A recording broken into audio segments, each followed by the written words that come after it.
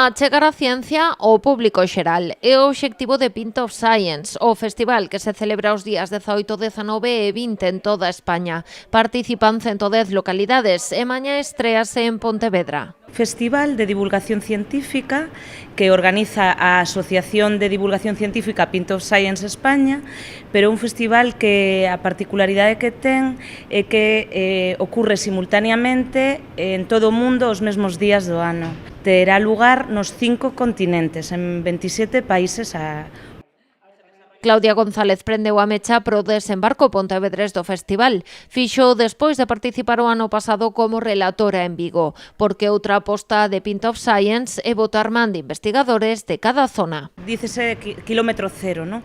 A idea é que os relatores, os poñentes sean investigadores da cidade.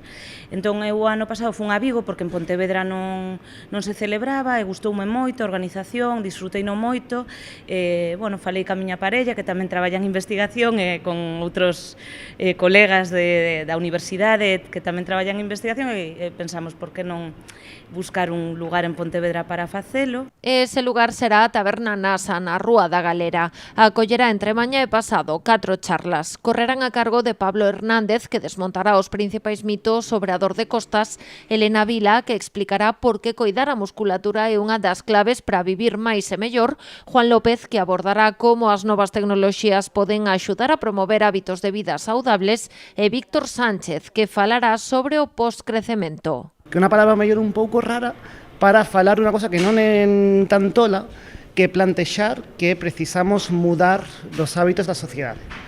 Precisamos xirar cara a unha forma de valorar cales son os obxectivos políticos que nos rixen. Ao mellor non ten que pasar tanto polo crecemento económico ilimitado como por ver cales son as nosas prioridades.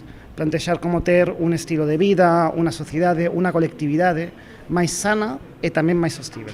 A deste ano é a 11ª edición de Pint of Science. Neste tempo participaron máis de 130.000 persoas como público e superanse os 5.300 investigadores.